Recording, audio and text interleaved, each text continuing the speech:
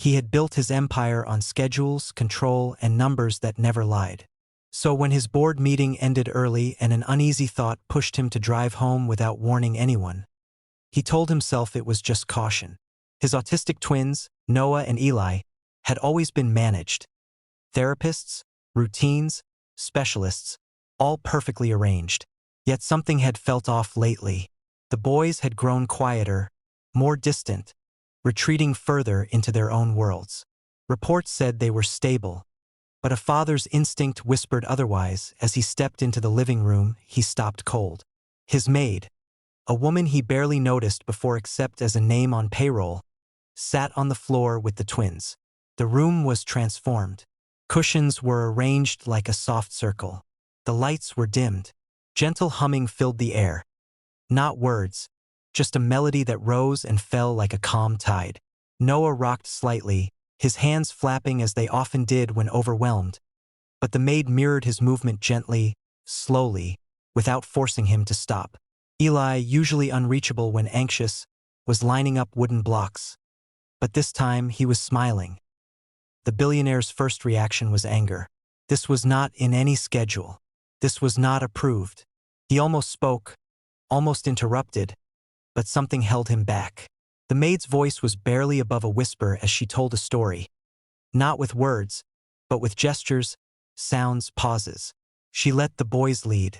When Noah covered his ears, she softened the hum. When Eli knocked over the blocks, she laughed quietly and helped him rebuild, showing him it was okay to start again. Minutes passed, then more. The billionaire forgot to breathe. These were the same children doctors said would struggle to connect, to express joy. Yet here they were, present, calm, alive in a way he hadn't seen in months. A sudden noise outside made him shift, and the maid looked up.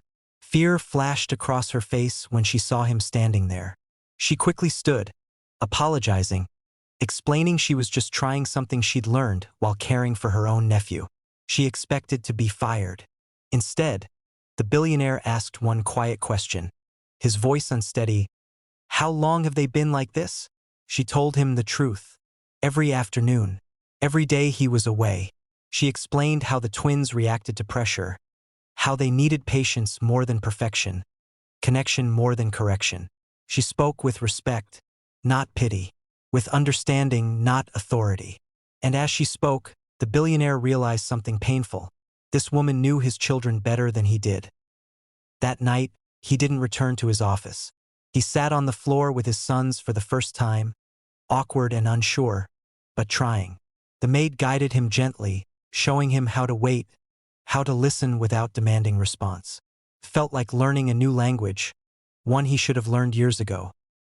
Weeks later, everything changed. The rigid schedules softened. Therapists were still there, but now they listened too. The maid was no longer invisible. She was invited into meetings, her insights valued. The twins began to blossom, not cured, not changed into something they weren't, but supported into who they already were. Laughter returned to the house, small at first, then growing. The billionaire often thought back to that unannounced arrival.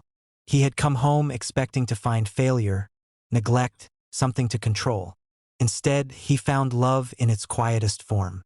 He learned that true wealth wasn't in dominance or order, but in humility, the courage to admit you don't know everything, and the grace to learn from someone you once overlooked.